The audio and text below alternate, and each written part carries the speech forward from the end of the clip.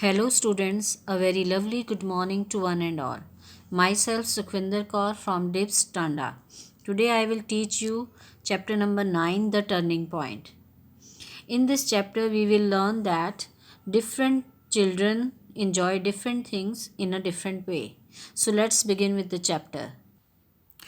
Two mischievous boys always indulge in troubling others and take pride in the fact that they often get away with their pranks. But an incident changes their entire outlook. Let us read further and find out more. Swapna and Deep ran down the stairs. The clock had struck 4. It was time to play, to run around and loiter in the park with friends till 6 in the evening. Usually, a game of cricket or badminton was their favorite pastime, and of course, the foremost was troubling others for fun. Students, this story revolves around two boys, Swapn and Deep, who always like to trouble others for fun, but one incident in their life changes them completely. So it was 4 o'clock and time to play for Swapna and Deep. Cricket and badminton was their favorite playtime, but their main enjoyment lies in troubling others.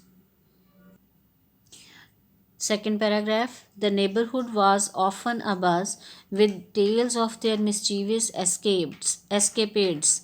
About a month ago, Deep broke some flower pots in Mrs. Mehta's garden when they were away during the weekend. He also pushed and kicked down the freshly painted pots lined up on the stairs near her front door, while Swapna just clapped and smiling as though it was an extraordinary achievement. When Mrs. Mehta returned, she let out a cry. Oh my God, look at my plants. I have been taking good care of them. They were about to flower, but now the pots are broken and the plants have dried up. It's a pity. She moaned, but the next moment she said angrily, I will not spare the one who has done it. I can very well say for sure who did this. No matter how much she grumbled, nothing came out of it. Swapna and Deep displayed complete ignorance about the matter. When she confronted their parents, and the boys were summoned to clarify. Students in second paragraph, Deep and Swapna usually do the mischievous things and got escaped. Everybody was knowing their behavior. Now what happened? 1 month ago, when Mrs. Mehta during weekend was not at home, Deep broke her flower pots. Freshly painted flower pots lined up on the stairs. Swapna, despite of feeling ashamed for this his friend's misdeed, he was smiling and clapping as Deep had done something great. When Mrs. Mehta came back, she cried to see all her broken pots and plants. She was very sure that it was done by Swapna and Deep. She went to their parents to complain, but Deep and Swapna totally ignored the matter and pretended to be innocent. About a fortnight back one afternoon, they quietly went up to the terrace of the multi storied building where they lived. They peeped at Mr. Sani's balcony on the third floor.